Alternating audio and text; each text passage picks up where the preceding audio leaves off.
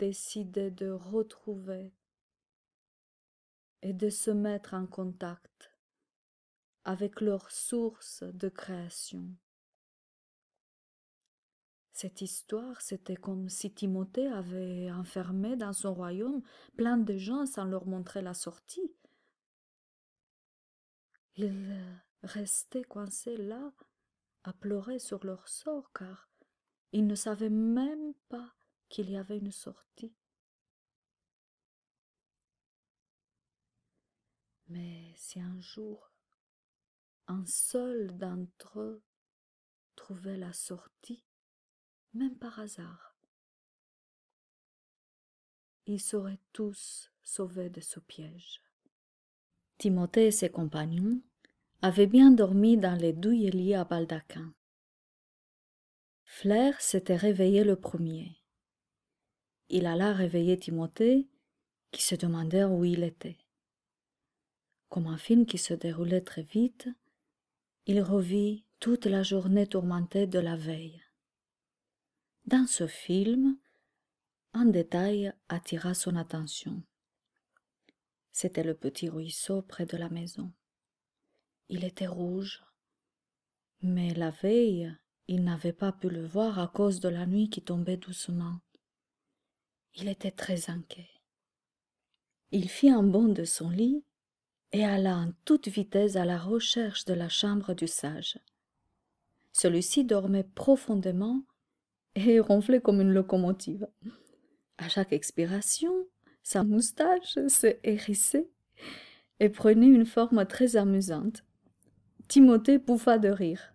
Le sage se réveilla en sursaut. « Oh, quoi? Qui est là ?»« C'est moi, Timothée. »« Ah, c'est toi. Où sommes-nous ?»« Dans mon royaume. »« C'est vrai.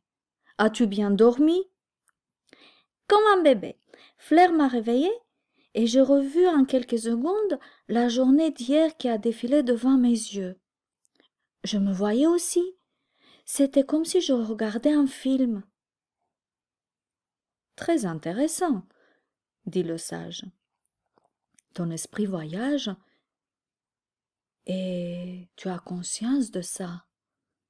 En général, ça arrive pendant le sommeil et quand on se réveille, on a tout oublié. » « Ce n'est pas la première fois, je le fais tous les jours. » Tout le monde fait ça tous les jours, mais peu en ont conscience, surtout à ton âge. J'ai vu le ruisseau qui était tout rouge. C'était comme s'il y avait du sang qui coulait au lieu de l'eau. Inquiétant, en effet. As-tu envie d'y retourner pour voir de plus près? J'aimerais bien, mais j'ai peur. Je t'y accompagnerai. Pour cela, nous devons sortir de ton royaume. Mon esprit est en quelque sorte prisonnier ici. Il ne peut pas quitter ton royaume tant que je ne suis pas sorti physiquement de là. Et moi, pourquoi je peux? Parce que c'est ton royaume. Tu n'as pas de limite. Tu peux faire tout ce que tu veux.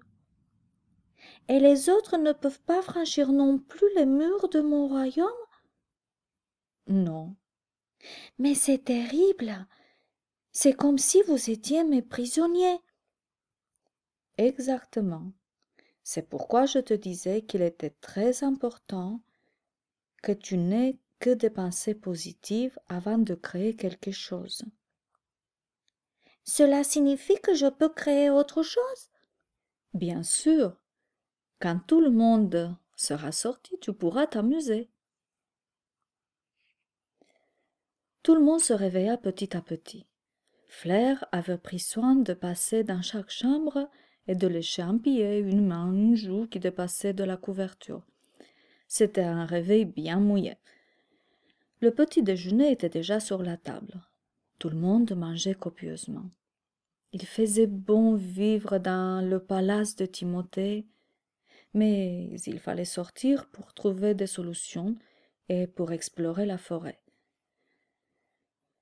Une fois dehors, Timothée et le sage se mirent en méditation pour voyager jusqu'à la rivière. Il n'y avait pas